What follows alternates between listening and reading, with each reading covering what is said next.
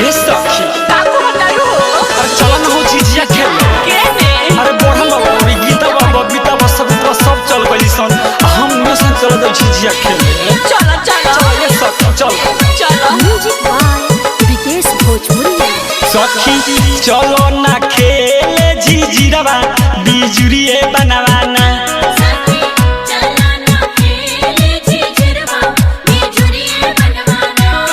बिजुरिए बनवाना हो बिजुरिए बनवाना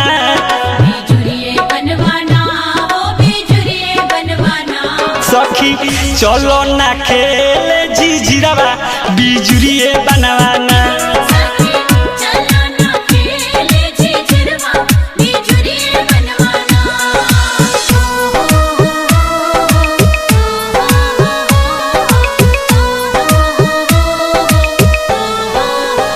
सखी काहे सखी बहुत तने की आँखी में काजल लगा लो ना तो डोनी लाइन से बड़ा घूम घूम के बाहर करो तारी सो अगर जे नजर लगा दी तो बड़ा दिक्कत हो जाई सुन लो ओए सखी को लेबे द जल्दी से चल कलो आँखी में काजडावा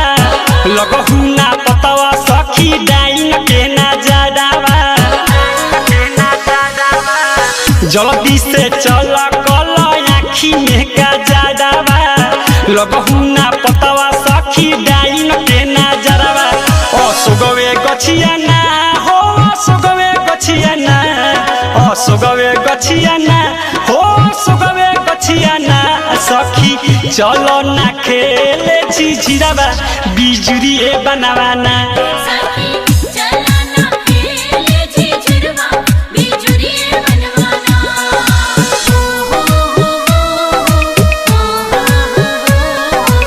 ज्योति रिकॉर्डिंग स्टूडियो लखा। हे सखी एक किलम बैठ के झिझिया का बतालू एक किलम बैठ को देखो से चाउर होई हो तो का करिए सखी डोनी रानी से जंग डंग और जोंग टोंग कर तारी स घूम तारी स बड़ा डर लागत पकवाई ना दावा पगई नीके डेरावा चढ़ते कुआर हवा नाचे तीनों बेरावा पकवाई ना दावा पगई नीके डेरावा चढ़ते कुआर हवा नाचे तीनों बेरावा पोखरिए घाटवा ना हो पोखरिए घाटवा ना पोखरिए घाटवा ना हो पोखरिए घाटवा ना सखी चलो ना खेले झिझिरवा बिजुरिए बनवाना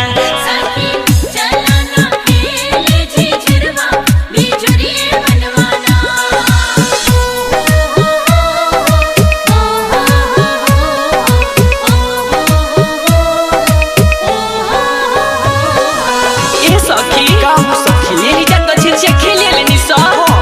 अब चलो ना मुखिया जी के दुआरा पर माहे खेलते खेलते बाजार पर हो ये सखी और जाना तारू हो जब प्रोजेक्टर चलता हम देखल लिया मेला में घूमल झिझिया के गीत लिखले बबुआ विकास हो झुमी झुमी गावा सखी पूरा यासिन मास हो ए झिझिया के गीत लिखले बबुआ विकास हो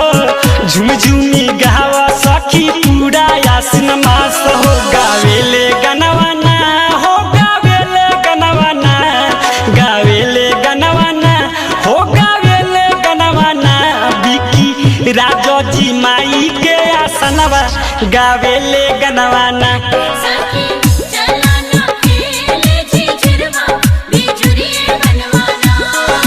ज्योति रिकॉर्डिंग स्टूडियो लखा।